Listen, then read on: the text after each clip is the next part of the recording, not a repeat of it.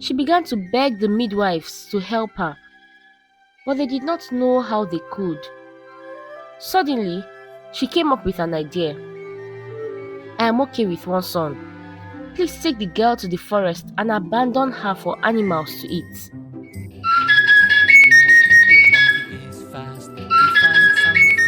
A long time ago, there was a war between the people of Umualo and Umudede. The Umualo warriors won the war, and their king instructed them to take as many captives as they could gather. Among those captives was a little boy called Anayo. Anayo was traumatized by the war because he watched the warriors slaughter his parents and sisters. The trauma affected him in such a manner that he could not speak a word. So all he did was cry day and night in the slave camp. One day, a popular chief visited the camp and picked interest in Anayo. The chief was good friends with the king, so he asked if he could take Anayo home, and of course, the king agreed. Anayo was very lucky because a few days later, the king commanded that the slaves be killed because he discovered their plot to kill his own people. He thought to himself, if I don't get rid of them now, they will definitely kill us all one day. But because of the relationship the king had with the chief, he let the little boy live. So Anayo began living with the chief and his wife Uloma. They were both very kind to him. Whatever they could have given their own child, they gave to Anayo. However, their only worry was his inability to speak. Several months later, the chief brought a speckled goat to the house for the festival celebrations. Anayo and his mother were sitting outside when he arrived, and immediately Anayo set his eyes on the goat, he began to scream what felt like audible words. Ma! Ma! The chief and his wife were shocked. They thanked God profusely because their son had shown signs that he may speak again one day. And indeed, they were not wrong, because Anayo started speaking more words daily. However, he never spoke of his past, and his parents never forced him to, because they knew it was a traumatic experience for him. Also, they noticed that several times a day, he would go out to feed the goats. So his mother suggested, Nam, why not buy our son a few goats? Maybe his late father was a goat farmer because he is so interested in taking care of the goats. The man did as his wife suggested and bought a few more goats. He also began to train the boy in the art of goat rearing. As the boy grew up into a man, he became a wealthy goat farmer.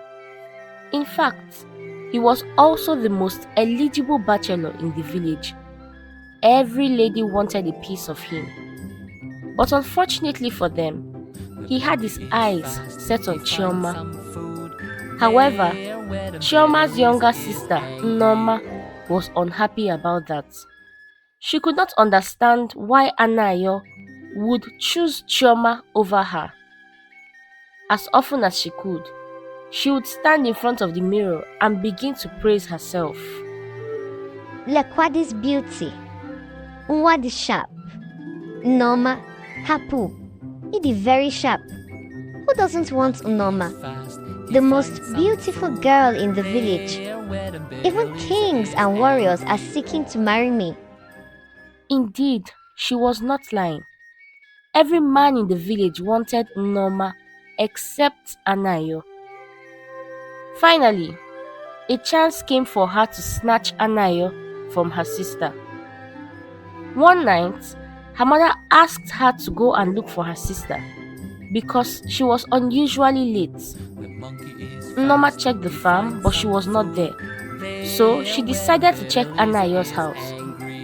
When she got there, she met a drunk Anayo lounging under the tree. She called out to him, and in his drunken state, he responded, saying, Hmm, Chioma, my love. she wanted to walk away. But then a thought crossed her mind, and she decided to choose to betray her sister that night. Yes, my love, it is me. She responded. She then led Anayo into his hut and let him take her virginity. And just as they were done making love, she heard Chioma calling Anayo. Anayo, where are you? Come out, oh. I have to hurry home to my mother. Norma quickly responded, without caring about her sister's emotions. Chi, we are here, oh. Chioma went into Anayo's hut with her lantern, and when she got there, she saw Norma resting on Anayo's body. She quickly ran out of the hut because she could not believe that two people she loved so much had betrayed her like that.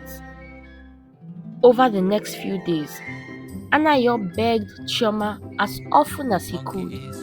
He told her that he would never intentionally hurt her, but it was too late because Norma was insisting Anayo marry her because he had taken her pride as a woman. Both parents called a meeting and they concluded that it was the best step to take. So it was official. Norma and Anayo would get married.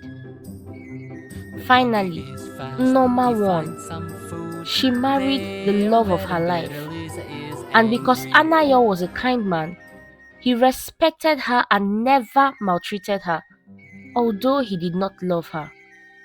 But she did not care. She would always tell her friend Ngozi, when I give him strong babies, he will love me. But she was wrong. During the first year of her marriage, she did not get pregnant. In the second year, there was still no pregnancy, up until the 10th year. She was depressed. She began to think that maybe God was punishing her for what she did to Chioma. Anayo, on the other hand, never pressured her. Rather, he tried to suggest that they take one of the orphans from the village and raise as their own. But anytime he brought up the suggestion, Norma would cry, accusing him of calling her barren. Well, at the end of the 10th year, Norma finally became pregnant. She could not contain her joy, and same went for Anayo. He threw the biggest party the village had seen in a while to celebrate her pregnancy. 9 months later, she delivered twins, a boy and a girl. But there was a problem. The girl's skin was abnormal, according to Norma. When she saw the baby, she screamed. Even the two midwives present at delivery could not explain what they were seeing. She began to cry. How to let down my enemies, oh, they will laugh at me. What kind of skin is this? She began to beg the midwives to help her, but they did not know how they could. Suddenly, she came up with an idea. I am okay with one son. Please take the girl to the forest and abandon her for animals to eat. My husband must not see her. He will hate me more for embarrassing him in this manner. The midwives initially refused, but she offered them a life-changing amount of money, and they accepted. The deed was done, and Norma moved on with her life as a mother of a bouncing baby boy, the heir to Anayo's fortune. But misfortune soon struck. A few weeks after delivery, when Norma was sleeping with her baby boy, she mistakenly rolled over and suffocated him to death. When she woke up in the morning, she was inconsolable. Hey, whoa, my enemies are finally caught up with me. The next few months were very depressing for her. She made up her mind to go and make amends with her sister who had moved to the neighboring village to avoid seeing Anayo and Nneoma together. Please, come and marry my husband. He still and has always loved you. I will never be able to make him happy. After Nneoma's betrayal, Chioma remained unmarried. She could not bring herself to be with another man besides Anayo. He was the love of her life. When she heard Nneoma's offer, she turned it down. But Nneoma went to Anayo and asked him to come and convince her. He was very glad at the offer, not because he cared about kids, but because he finally had the opportunity to be with his Chioma. Well, she accepted, and within a year of their marriage, she got pregnant. And 9 months later, she gave birth. But just like her sister, she had a baby with the same type of skin. Although she was confused, she thanked God for the child and then asked the midwife to call her husband to see the baby. Nneoma and Anayo came into the hut together. But immediately Anayo set his eyes on the child, he knelt to the floor and began weeping. Mommy. That child had the same skin as his mother that was killed in the war.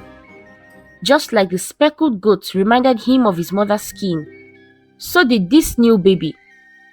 And for the first time, he spoke about his late mother publicly and her skin condition. The baby's skin condition is what we call piebaldism in this present day, and it is not a life-threatening condition. He danced and thanked God for bringing someone that would remind him of his late mother. Nneoma could not believe what was happening. She could not believe she lost the opportunity to bring her husband joy. And for a second, it felt like years of depression, hurt, rejection, and pain flooded her memories. Immediately, she let out a loud scream, and when everyone tried to attend to her, they realized that she had lost her mind. Nneoma was mad. Nobody knew how to cure her, not even the best herbalists in neighboring villages. And just like that, Nneoma remained mad until she passed away. The moral of this story can be found in the book of Proverbs 14 verse 12. There is a way which seemeth right unto a man, but the end thereof are the ways of death. In simple terms, let us all be careful with the decisions we make. Remember, wrong decisions always lead to disaster, no matter how long it takes.